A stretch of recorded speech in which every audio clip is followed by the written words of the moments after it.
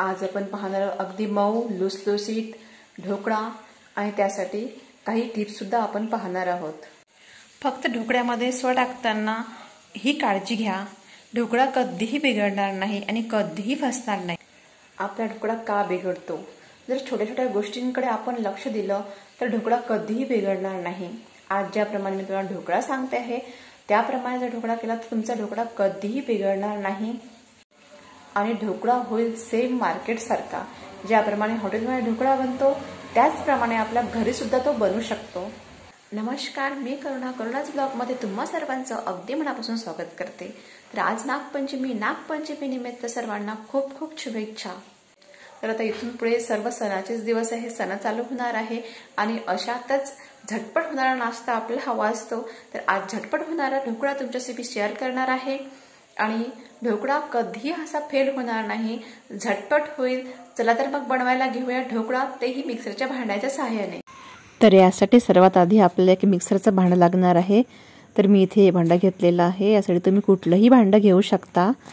आणि हा इथे मी बाकी जिन्नस मोजण्यासाठी पोहे खाण्याचा चमचा घेतलेला आहे। तर या पोहे खाण्याच्या चमच्यानेच आपल्याला आता सगळी जिन्नस मोजून घ्यायची आहेत। तर या चमच्याने मी इथे 4 चमचे साखर घेतलेली आहे। हे प्रमाण 2 वाटी बेसनासाठी अगदी योग्य आहे। आणि 1 चमचा मी इथे निंबू सत्व घेतलेला आहे। तुमच्या वाटीच्या साईजनुसार तुम्ही हे प्रमाण कमी जास्त करू शकता। मी मध्यम आकाराची वाटी घेतली तर त्यासाठी हे प्रमाण अगदी योग्य आहे। तर त्यासाठी मला इथे 1 माप तेल म्हणजे चमच्याने मोजलं तर 6 चमचे तेल मला या ठिकाणी लागलेलं आहे।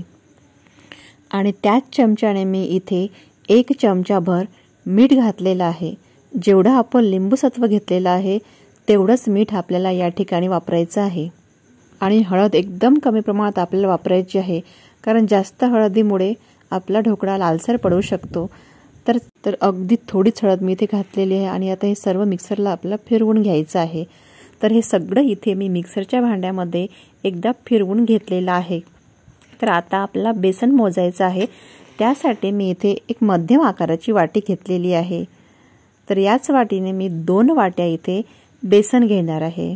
तर बेसन घेताना घरगुती जर बेसन तुमचं असेल तर तुम्ही तेही वापरू शकता, किंवा विकतचं बेसन असेल तर तेही वापरलं तर खूप चांगलं। आणि बेसन घेताना मी थोडं बेसन इथे प्रेस करून भरते आहे, कारण बेसन जर हलकंच भरलं तर हे प्रमाण आपलं कमी जास्त होऊ शकतो आणि ढोकळा बिघडण्याची शक्यता असते। तर इथे मी 2 वाट्या बेसन घेतलेलं आहे, सेम तसंच घेतलेलं आहे, थोडं हलक्या हाताने चमच्याने दाबून। तर 2 वाटी बेसनासाठी मला इथे किती पाणी लागणार आहे मी तुम्हाला सांगणार आहे। जे प्रमाण मी सांगते आहे ते अगदी बरोबर तसंच वापरा, म्हणजे तुमचा ढोकळा बिघडणार नाही। आणि जर विकतचं बेसन तुम्ही ढोकळ्यासाठी वापरत असाल तर तुम्हाला पाणी इथे कमी वापरायचं आहे। जर घरचं बेसन असेल तर तुम्ही 2 वाटी बेसनासाठी 2च वाटी तुम्हाला पाणी या ठिकाणी वापरायचं आहे।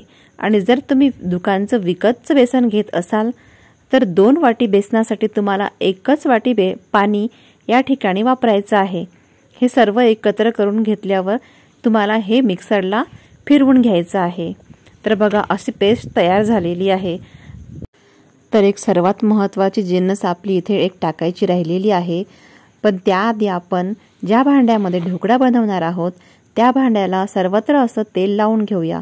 तर माझा हा एक डबा आहे, त्या डब्यामध्येच मी आता ढोकळा बनवणार आहे आणि त्याला सर्वत्र असं तेल लावून घेणार आहे।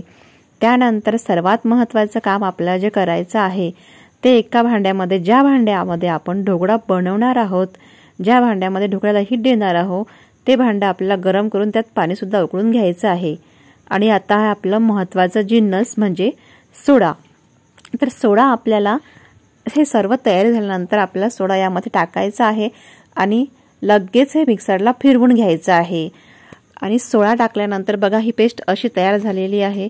ही पटकनच आपल्याला त्या भांड्यामध्ये ओतून घ्यायची आहे आणि पूर्ण टाकलेलं सारण हे असं याप्रमाणे इथे सेट करून घ्यायचं आहे। तर आता मी इथे सेट करून घेत आहे, कारण सोडा टाकल्यावर काय होतं की सोडा लगेच ॲक्टिव्ह होतो आणि जितक्या लवकर सोडा ॲक्टिव्ह होतो तितक्याच लवकर तो अनॲक्टिव्ह सुद्धा होतो।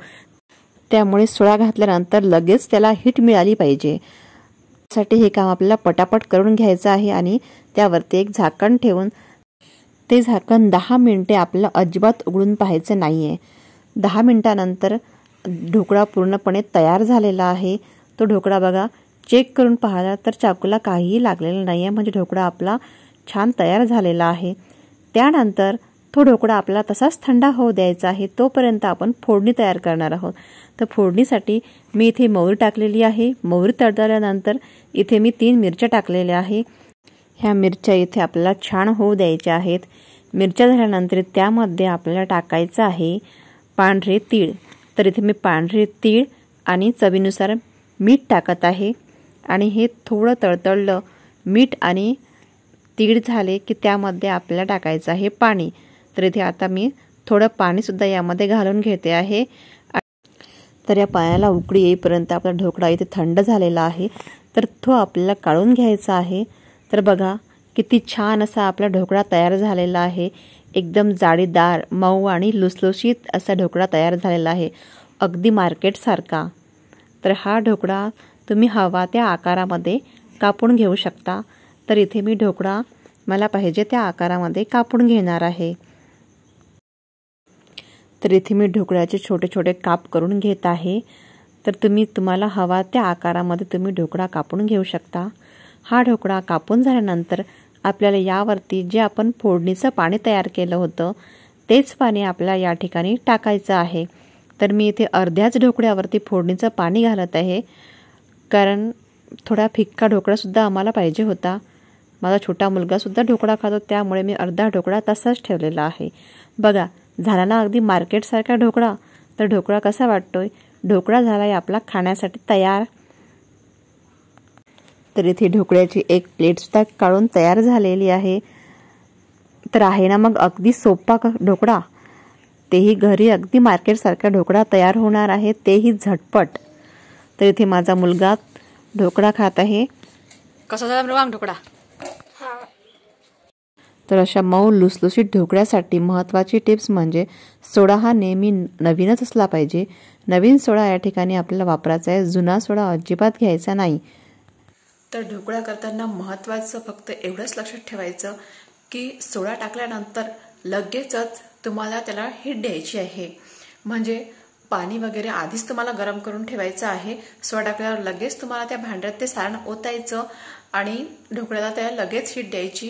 कारण सोडा हा जितक्या लवकर ॲक्टिव्ह होतो तितक्याच लवकर तो अनॲक्टिव्ह सुद्धा होतो. तर फक्त एवढंच लक्ष द्यायचं आणि तुमचा ढोकळा कधीही फसणार नाही, अगदी हॉटेलसारखा स्पंजी होणार आहे. तर हे नक्की करा. ढोकळा कसा वाटला हे मला कमेंटमध्ये सांगा. व्हिडिओ आवडल्यास व्हिडिओला लाईक करा आणि चॅनलला सबस्क्राईब करा.